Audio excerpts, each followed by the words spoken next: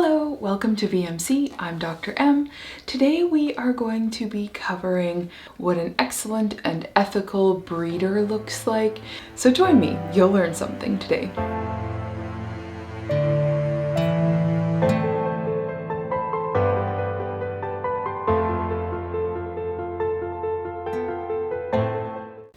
Believe it or not, the screening of the breeder is still not over.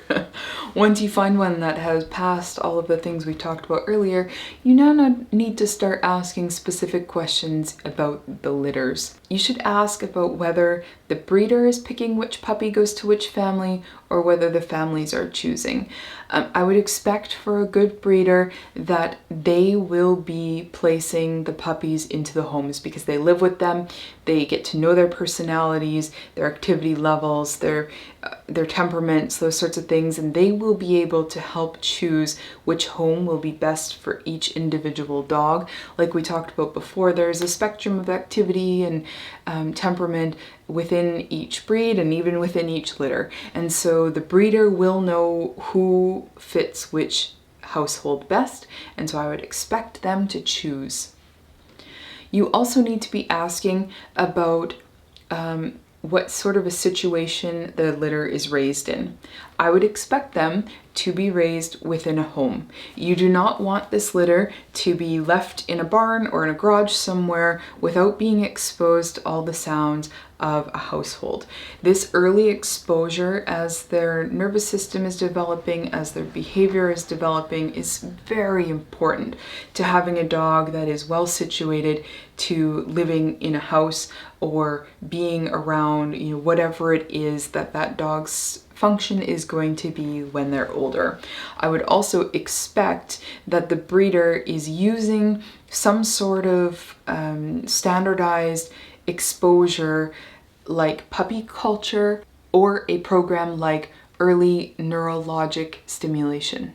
There's so much that happens between 0 and 12-ish weeks of age when the puppies should be placed that is crucial for the breeder to be putting a lot of work into those puppies as they're developing.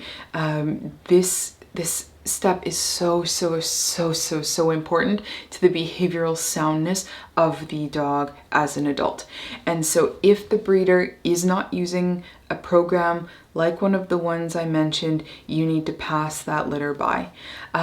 This also means that the breeder should be having people visiting. They should be introducing the puppies to a variety of surfaces, toys, sounds, people, places, things, all safely, of course, and in a way that the dog finds enjoyable and positive. However, they should not just be, left at home for that time. You will end up with dogs that are anxious, nervous, and fearful of so much of life if that's the way the litter is treated. Little side note about puppy culture, they do excellent behavior work. However, some of the recommendations that they make as far as veterinary care are not correct, and so you need to talk with your veterinarian about those things. You should also ask the breeder for references. You should be able to contact someone else who has had a puppy or kitten from that breeder to ask them what their experience was and how the animal ended up turning out. A good breeder will be able to supply those sorts of things. It's also important to ask about what age the puppy would be leaving the breeder's household. It absolutely must not be before 8 weeks of age. Not at all. And the more recent research is indicating that more like 12 weeks might be even better. So I would expect somewhere like 10 or 12 weeks of age for the puppy to be leaving the breeder and joining your household. You also need to ask about deposits for puppies. Each breeder will be a little different about when they want the deposit. Some might want it when you join the wait list. Sometimes these deposits might not be refundable. That can be acceptable because the breeder is putting a lot of time into communicating with you, screening you, getting information from you. They might ask you for references from your veterinarian, from people that you know about what sort of a home you would provide for their animal. This all takes time and effort, and so the deposit might not be refundable. A lot of breeders do a refundable deposit, and it's entirely up to them. Just expect that there will be one at some point. You should also be asking to read the contract that you will be signing when you take that puppy on. Now, there are a lot of sketchy things that can be put into these contracts, and so if you read one and it's full of things like the dog must only eat raw chicken for its entire life, you need to walk away. That is not a balanced diet, it's not appropriate, and you will have a very sick dog if you do that. Some breeders will say that the dog can't be vaccinated. Walk away, find another breeder. Breeders might say that the animal has to be on a certain supplement for its entire life, and oh, guess what? You have to buy that supplement from the breeder. You need to walk away from this too. There are many breeders that are in like multi-level marketing schemes, and these supplements do not have research behind them. Some of them are even harmful, and they're not necessary to be given. And if the breeder is telling you those sorts of things, find another breeder. I would also ask the breeder why they chose the specific stud dog for their specific bitch.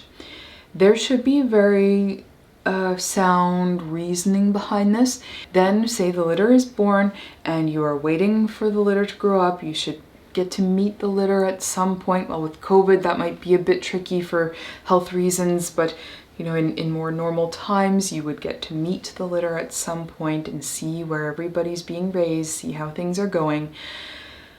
Now, there are even more reasons that I'm going to list for why you should walk away from a litter that's already been born. There can be occasional minor health issues that would not affect a pet dog that are okay to buy a puppy, you know, with that sort of a concern. Say it has a kinked tail, or say the coloring isn't quite right, or say it's a pet dog with one testicle that's descended.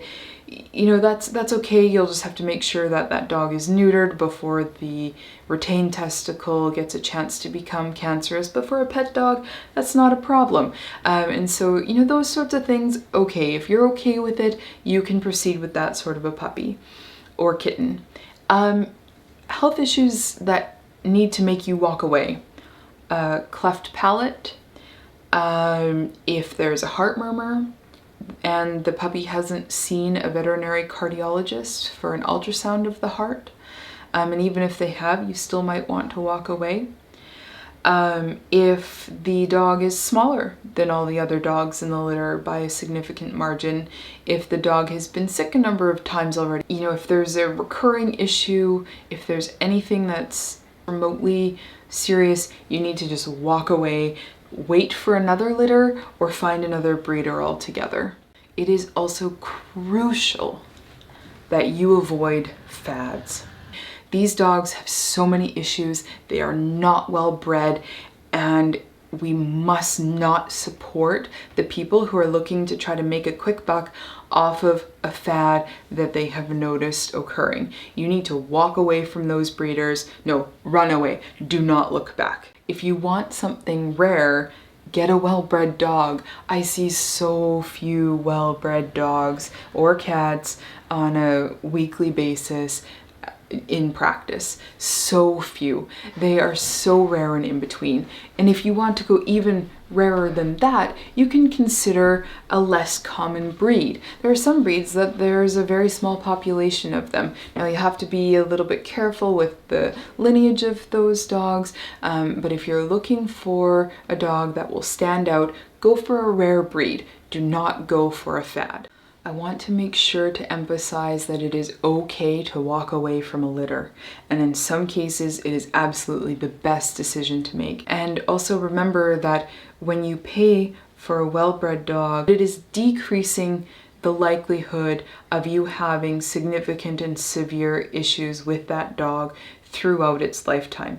So even though you might pay a bit more upfront, you should pay less through the dog's lifetime in veterinary bills, because you would know the likelihood of your dog developing hip dysplasia because you have the hip tests that have been done on all of the dogs from your dog's family.